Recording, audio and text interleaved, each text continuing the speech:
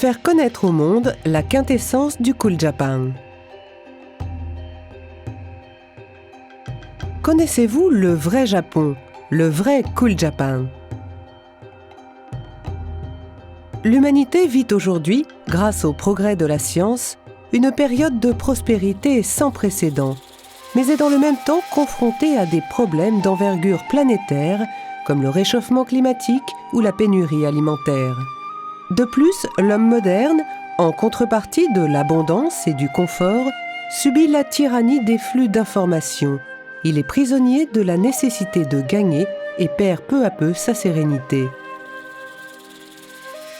Nous allons vous présenter, à travers le regard porté sur la nature, sur la vie et la mort, et sur l'impermanence des choses, la multiplicité de valeurs propres aux Japonais, grâce à laquelle ils favorisent l'harmonie et acceptent la diversité, et que nous souhaitons partager avec la communauté internationale comme la quintessence du Cool Japan. Pour commencer, intéressons-nous au regard que posent les Japonais sur la nature. La Grèce et la Rome antique voyaient dans la nature un tout qui englobait l'homme et les divinités. Plus tard s'est imposé en Europe de l'Ouest un courant de pensée centré sur l'homme, dont il fait une entité supérieure à la nature que celui-ci doit soumettre et dominer. Ce courant existe toujours. D'autre part, depuis les temps anciens, les Japonais n'ont jamais considéré la nature comme une entité à vaincre, à soumettre. Ils lui ont toujours attribué une portée spirituelle, qu'il s'agisse des montagnes et des rivières, des phénomènes naturels tels que la pluie et les éclairs, et même des cailloux qui jonchent les chemins.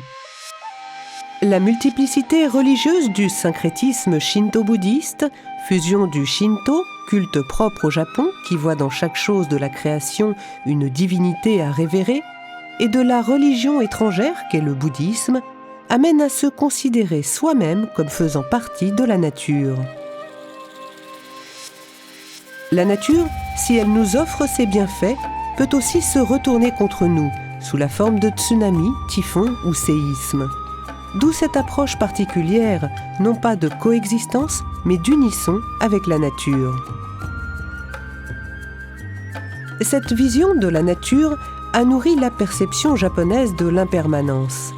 Au début, le concept d'impermanence dans le bouddhisme né en Inde visait à s'échapper de la souffrance causée par l'évolution permanente et la fin inéluctable de toute chose, indépendamment de la volonté de l'homme.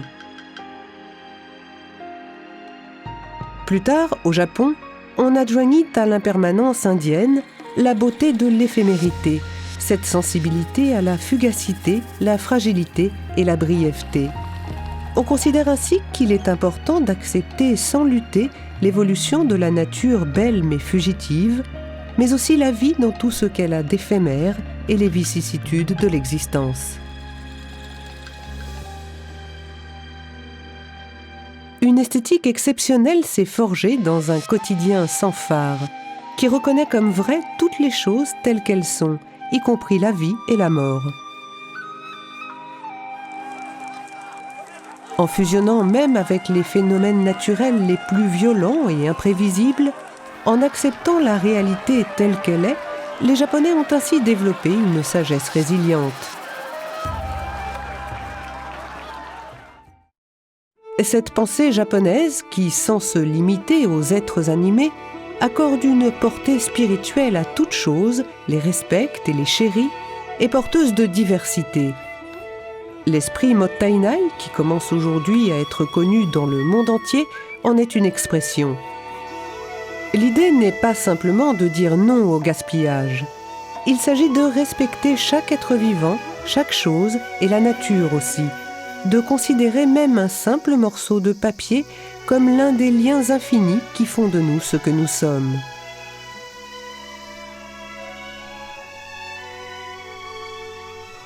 Cette pensée a aussi donné naissance à Okage-sama, la gratitude. Ce concept dépasse la grâce accordée à l'homme par une instance supérieure et la reconnaissance envers autrui ou la société pour son aide, connue en Occident aussi, pour s'étendre à toute chose, y compris à la nature et aux outils du quotidien. Dans l'harmonie avec la nature, les Japonais se sont forgés une vision du monde souple, basée sur des valeurs multiples. Nous espérons du fond du cœur que cet esprit sera compris dans le monde entier comme la quintessence du Cool Japan et qu'il deviendra une sagesse commune à toute l'humanité.